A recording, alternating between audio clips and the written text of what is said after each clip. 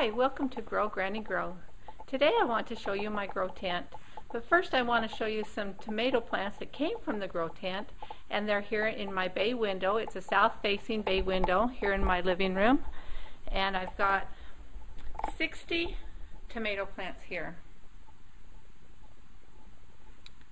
They've really grown large, and I've taken them out of the grow tent to give them more room to grow, and also to give me some room so I can plant some other things. I haven't started eggplant and a few other things that I want to transplant in my garden. We're in the basement of my home where I have a grow tent. It's a garden in my basement.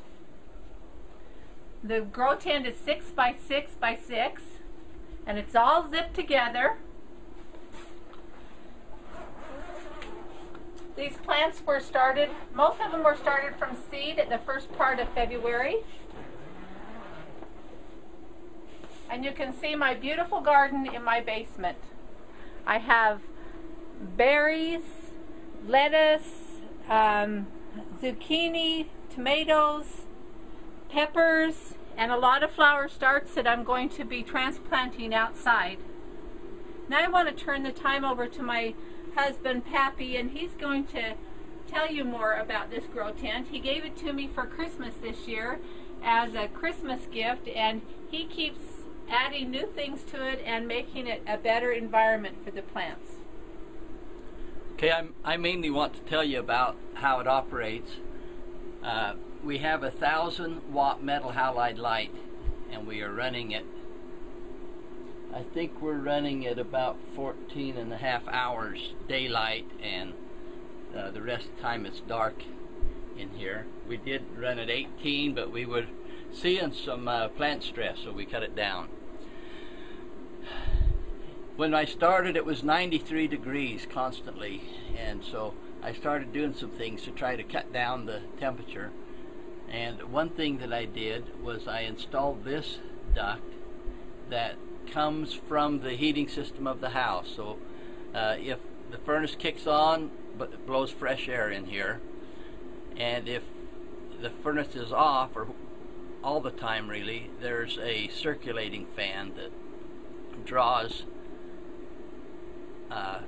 carbon dioxide rich air into the tent from the living area, and then this draws the heat off of the light and draws it out of the tent, and so it takes out theoretically oxygen-rich air.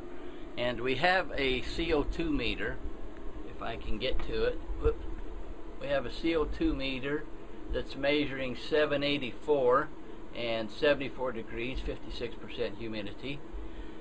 When we got that meter, it was 2,600 parts per million in the living quarters of the house. And so we had just had some family here, so there's quite a bit of carbon dioxide available for the plant that comes out of the house.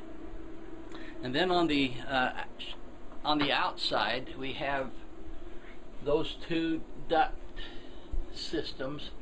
The one with the little duct fan is hooked to the heating system of the house. The other one that comes through the light and then exits out of this room and blows the warm air into the living quarters of the home.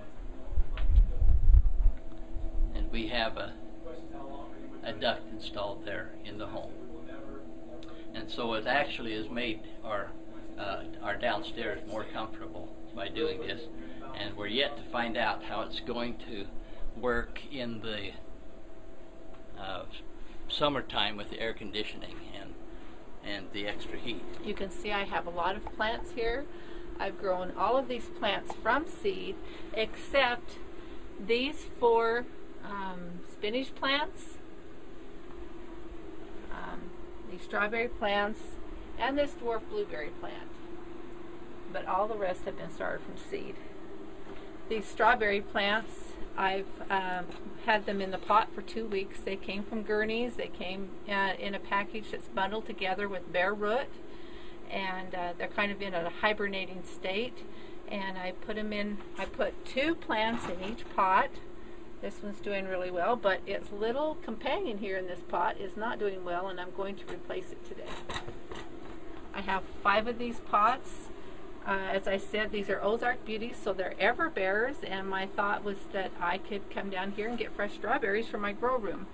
Right here on this plant, it has given us the big surprise of a blossom already. I have some pepper plants here. These are nasturtiums, jalapenos. This is a tray of herbs that I've planted. My hopes is that I could give these away as gifts to different people. This is basil. My first row is basil. Sage. This is lavender, and you can see the little lavender plants. Lavender is hard. Is harder to grow because you have to be patient. It has a hard time establishing itself, and I've transplanted little lavender plants bigger than this, but trying to get them going outside, and it hasn't worked well. So these I'm going to keep in the grow room until I have a nice big plant. I might not even take these outside till next year. This is another tray of herbs. This is thyme, and I have to look on my markers.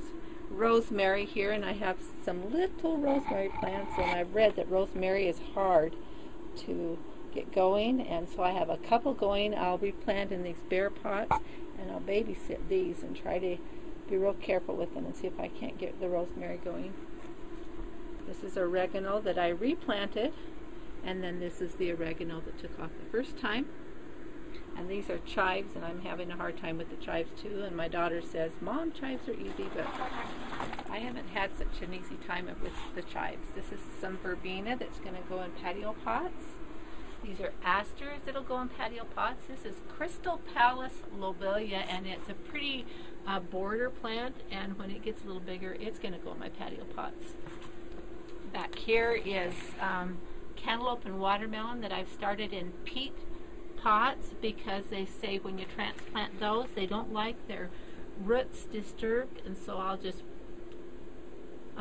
plant those directly in, and the peat pots just melt away in the soil, and I don't have to disturb the roots. Right here is a beefsteak tomato.